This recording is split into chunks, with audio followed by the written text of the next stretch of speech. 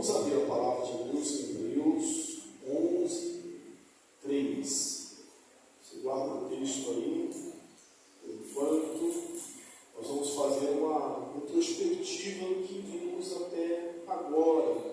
Pergunto se a gente precisa rever aqui no nosso breve catecismo antes de entrar na pergunta de hoje. Nós perguntamos primeiro o que são os decretos de Deus.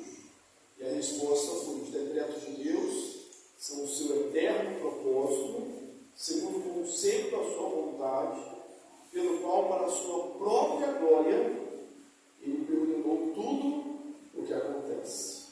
Então, os decretos de Deus têm a ver com o seu eterno propósito. Os de Deus não é apenas surpresa, Deus não improvisa, os seus decretos são eternos, como ele é eterno. Por isso que a gente vê Paulo, por exemplo, naquele poema bonito ali de Romanos, capítulo 11, quando ele diz assim, a partir do versículo 33, ó profundidade da riqueza, tanto do conhecimento, quanto dos caminhos de Deus, quão insondáveis são os seus caminhos, inescrutáveis os seus desígnios. Quem conheceu a mente do Senhor? Quem foi seu conselheiro? Quem primeiro deu a ele para que fosse restituído? Então Deus é um Deus grandioso e decretou todas as coisas para a sua própria glória. Quando a gente pensa no antropocentrismo, no homem no meio, no nosso egoísmo, nós estamos indo de encontro, confrontando a vontade de Deus. Deus decretou as coisas para a sua própria glória. E aí você pergunta, onde fica a nossa felicidade? A nossa felicidade fica em louvar e exaltar a Deus. Quando nós estamos dentro desse propósito de Deus, nós somos plenamente realizados, plenamente felizes. E aí a outra pergunta foi, na semana passada, como Deus executa os seus decretos? E a resposta: Deus executa os seus decretos na obra da criação e da providência. E qual a pergunta de hoje? A pergunta de número 9. A pergunta de número 9 é: qual é a obra da criação? Você veja que há uma sequência lógica, uma sequência bem pedagógica, bem didática. Qual é a obra da criação? A obra da criação é aquela pela qual Deus criou todas as coisas do nada, no espaço de 6 dias. E tudo muito bom, muito bem. Deus criou tudo excelente, tudo perfeito. O texto que nós vamos usar, vamos ler agora, é Hebreus 11, 3. Vamos ler juntos, é um texto apenas um versículo, Vamos então? Bem forte, hein? Pela fé entendemos que foi o universo formado pela palavra de Deus, de maneira que o visível veio a existir das coisas que não aparecem. Hebreus 11 vai falar sobre a fé, o que é a fé, vai fazer desfilar diante de nós os heróis da fé, naquele que a gente chama de a galeria dos heróis da fé, e vai dizer logo no início: pela fé nós entendemos. Observe que o que nós pregamos está muito além daquilo que a lógica, a ciência, o homem pode ensinar. É pela fé. O que é a fé? É a convicção. A fé é a convicção, a fé é a certeza daquilo que a gente espera. A gente sabe o que vai acontecer, só não estamos no tempo agora, mas já é algo real. Então, por essa fé que Deus nos deu, nós entendemos que foi o universo formado pela palavra de Deus, apenas pela sua palavra, do nada. A expressão grega lá é ex nihilo, do nada, sem nenhuma substância pré-existente. Então, toda a grandeza do universo, os cientistas ainda ficam aí pesquisando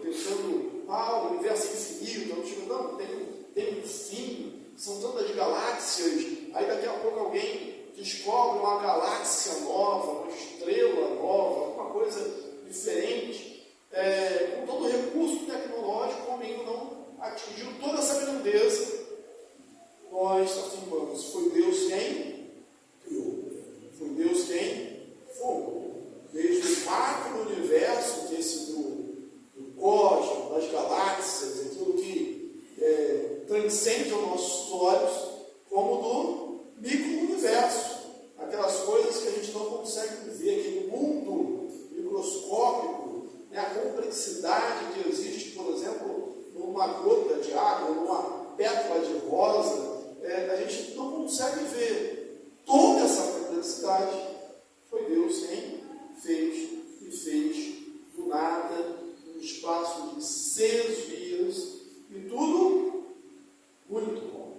Por isso, às vezes, levado por um ensino popular, vestido, né, revestido de academicismo, a gente às vezes afirma coisas erradas. Por exemplo, tem crente que chega a dizer: o homem, o ser humano é a praga da terra. Se falar isso, está em contradição com o que a Bíblia diz. Deus criou tudo e criou muito bem.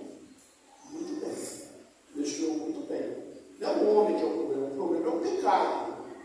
O pecado é o problema. Deus criou tudo e fez muito bem.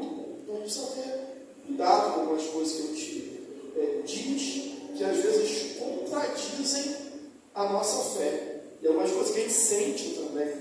Porque nesse mesmo livro de Gênesis, que a gente vai citar aqui, a criação, quando fala assim: enquanto houver um homem na terra, haverá sol e chuva, haverá sementeira e colheita, haverá frio e calor, haverá dia e noite. Isso foi dito depois do dilúvio para Noé. Então, enquanto houver o ser humano, haverá as condições de subsistência. Então, aquele desespero, as coisas vão acabar, não se justifica à luz da palavra de Deus. Justifica-se assim, o cuidado com a terra, com o planeta, tudo se justifica, mesmo porque nós fomos colocados no jardim do Éden, o ser humano foi colocado ali para ser um mordomo, para cuidar, né? Mas o desespero não se justifica. Voltando ao texto de Gênesis, no princípio criou Deus os céus e a terra era sem forma e vazia. E vai sempre de expressão: disse Deus, disse Deus, disse Deus. Ou seja, foi feito pela palavra do seu poder. E quando não aparece a expressão disse Deus, aparece assim: haja luz. E houve luz. Ou seja, é a mesma coisa. Foi tão somente pela palavra do seu poder. E aí nós vamos para a pergunta 10. Esta é uma pergunta só por dia. Mas é porque a 10 vem completar essa pergunta 9. E a pergunta 10 é: como Deus criou o homem? Há alguns anos atrás, a resposta a essa pergunta não incomodava tanto. Hoje incomoda.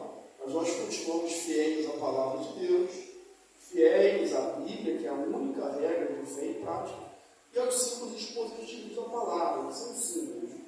O breve catecismo, por exemplo, esse que nós estamos estudando, que não é de agora, é um documento recente. Foi escrito lá na Assembleia de Westminster, 121 teólogos reunidos durante várias sessões, desde 1643 a 1649, formulando a doutrina da fé. Como foi feito o homem? Como Deus criou o homem? Aí a resposta é: Deus criou o homem macho e fêmea, conforme a sua imagem, em conhecimento, retidão, santidade, com domínio sobre as criaturas. É assim que Deus criou o ser humano, homem e mulher, conforme a sua imagem. Salmos 33, 9, diz assim: pois ele falou e tudo se fez, ordenou e tudo passou a existir. Gênesis 1, 27 a 28. Criou Deus, pois, o homem à sua imagem. A imagem de Deus o criou. Homem e mulher os criou. Deus abençoou e lhe disse: sede fecundos, multiplicai-vos, enchei a terra e sujeitai-a, dominai sobre os peixes do mar, sobre as aves dos céus e e sobre todo animal que rasteja pela terra. Então Deus deu conhecimento, sabedoria ao homem, para dominar sobre toda a criação. E disse, ele foi multiplicar, encher a terra. Como Deus criou o homem? A sua imagem e semelhança. Eu falei aqui daquele que o homem é uma praga, o ser humano, né? Quando a gente fala isso, a gente defende, a gente acaba sustentando aqueles que pregam o extermínio em massa. O problema é o ser humano? Vamos exterminar o ser humano. Né? E a terra fica aí, livre, se regenera, se recompõe, e está tudo bem. Mas a terra foi feita para quem? Segundo a Bíblia, para nós habitarmos, para nós dermos o frutos e gozarmos certo como responsabilidade. Colossenses 3,9. E vos revestiste do novo homem, que se refaz em pleno conhecimento, segundo a imagem daquele que o criou. Você lê a Bíblia, você estuda a Bíblia, quando a gente entra na igreja e percebe isso, a gente fala muito sobre a importância do conhecimento. Um dos grandes incentivadores, em lugar de desenvolvimento da cultura, foi a igreja. A primeira universidade saiu de uma igreja. Nós somos, a igreja, ela preza pela educação, pela formação, pelo conhecimento. Deus criou homem assim, em pleno conhecimento, retidão procedente da verdade. Efésios 4:24, eu adiantei aqui a expressão bíblica, vos revistais de novo homem, criado segundo Deus, em justiça e retidão, procedente da verdade. E mesmo aqueles que não conhecem a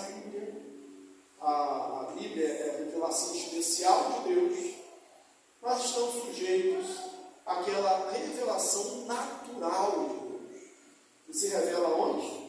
Na obra da criação, está colocado no coração do ser humano. E aí Paulo, ele fala isso, que esses homens são indesculpáveis. Romanos 2, 14, 15. Quando os gentios, que não têm lei, procedem por natureza de conformidade com a lei, não tendo lei, servem eles mesmos de lei para si. Estes possam a norma da lei gravada no seu coração, testemunhando-lhes também a consciência e os pensamentos, mutuamente acusando-se e defendendo-se. Aquela história de que a pessoa é inocente porque não sabe, na verdade, só sabe o que é certo e o que é errado. Faz por causa da dureza do seu coração, da sua perversidade, e sabe o que está errado. Inclusive no próprio direito, ninguém pode dizer que não obedeceu uma lei, descumpriu uma lei por desconhecimento. Não sabia, então eu sou inocente. Você não sabia, mas deveria saber. Então não existe esse tipo de área. Salmo 8, versículo 6-8. Deste domínio sobre as obras das tuas mãos, e sobre os teus pés tudo lhe puseste, ovelhas e bois, todos, e também os animais do campo, as aves do céu, os peixes do mar, e tudo o que percorre a senda dos mares. Assim que Deus mostra os seus decretos, executa os seus decretos pelas obras da criação. Semana que vem, a gente vai ver uma outra maneira que Deus executar os seus decretos. Qual seja? A obra da providência. E o texto de Hebreus nos dá essa sequência também, que diz assim: Ele é o resplendor da glória. Agora no capítulo 1, versículo 3. A expressão exata do seu ser, sustentando